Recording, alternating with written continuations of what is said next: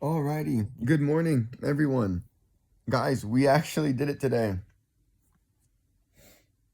4:03. Whew, I'm tired. I ended up going to bed.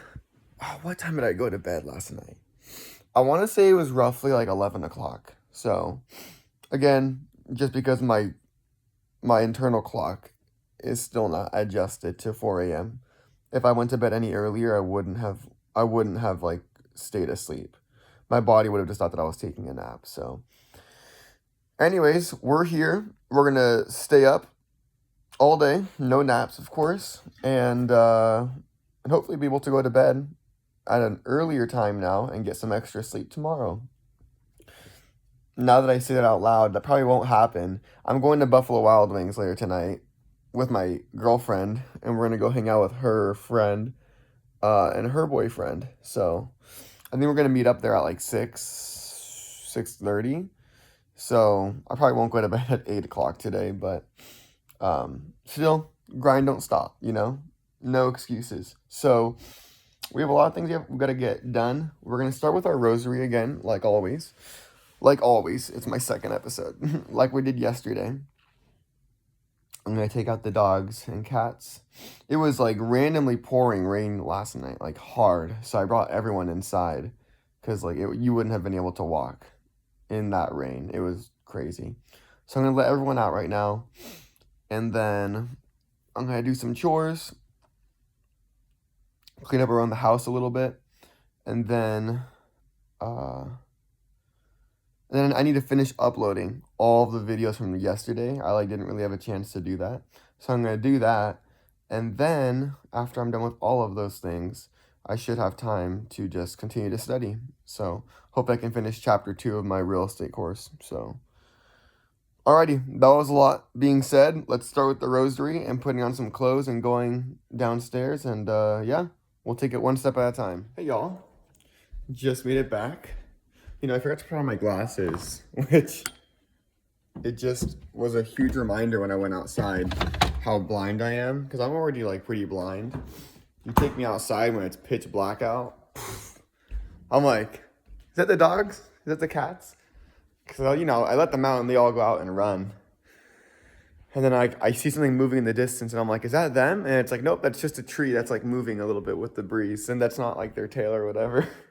But yeah, anyways, we're back inside. All the cats went out. I think they're all really excited to get outside while it's still dark. Because again, they have like their hunting instincts. But the dogs were ready to come back in. So I brought them back in, fed them. And now we're going to continue to move on with the rest of our day. But also started up laundry, so that's good. And I started up the rosary, finished up the first one. I'm doing today's rosary with Bishop Barron, who's basically there's like a hierarchy in like the Catholic leadership.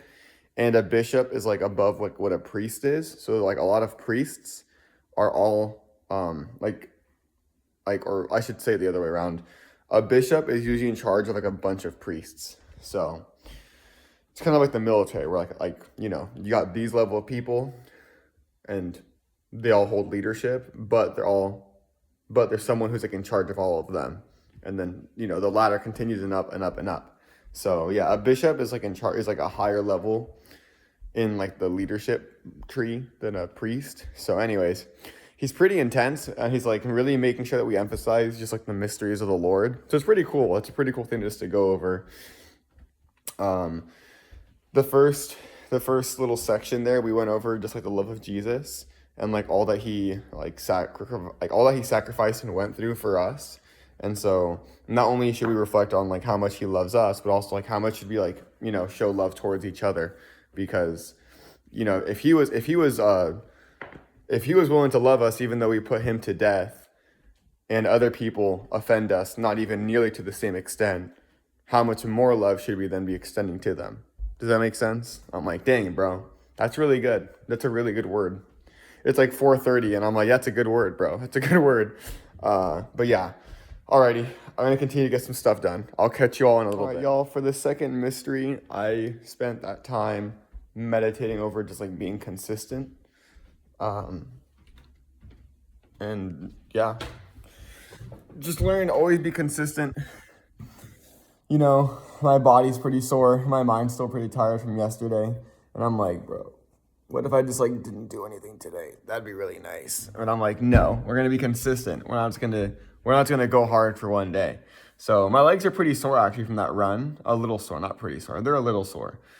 So we're still gonna go on our 4 mile run today, but you know, we gotta stay consistent even though I'm tired and all of that jazz. And same with all of my other things I have going on today. So yep, just praying consistency and just remembering to take it one step at a time and just ease into it. Like I said yesterday, just ease into it.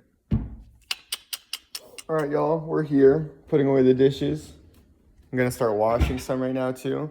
Just finished up the third section, or the third section rather, of the rosary. So this one was all about forgiveness. So it talks about how Jesus is being mocked and spit on and smacked by the people who were persecuting him, and yet in spite of that, he still was pursuing like the Lord's will.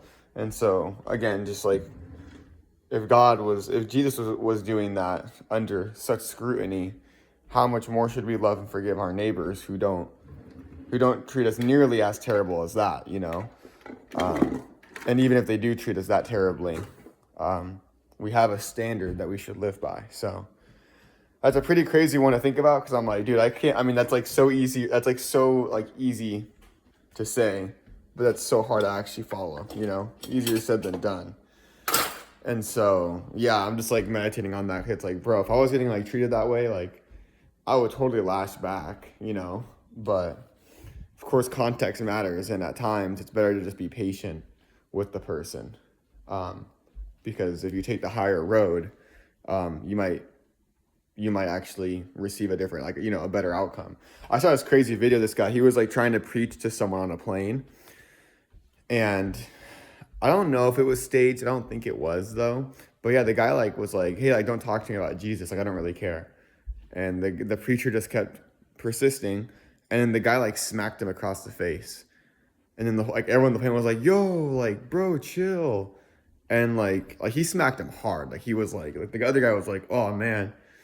And then he like looked at him, and it was like word for word like what scripture says about turning the other cheek. Like this guy got smacked across the face after being told by the other guy that he doesn't want to hear about Jesus. And then he tells him like, Jesus loves you, man. Like I love you. And the other guy just looks at him like in shock.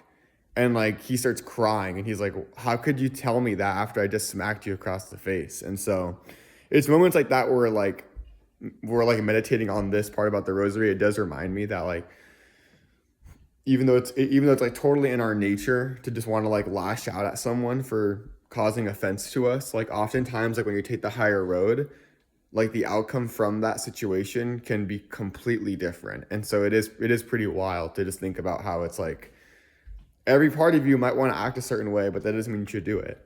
It's just like general discipline, right? Like when it comes to running or doing chores, like you might not want to do any of these things, but it's still the right thing to do. So good stuff. All right. So for this fourth mystery, Bishop Barron really wants to press on the fact that, in like his example he uses is like, you know, we all like to wear like our cross necklaces. And I get what he's saying. Like what he's saying is like we all like to wear things that represent Jesus. And the really like interesting thing is like historically, like that hasn't always been such a free privilege to have. And even nowadays, there's plenty of countries out there that you'll get arrested if you're wearing anything that's like Christ-like. I have plenty of friends who are missionaries, and some of them, depending on what country they're stationed at, or not stationed at, that they chose to go to,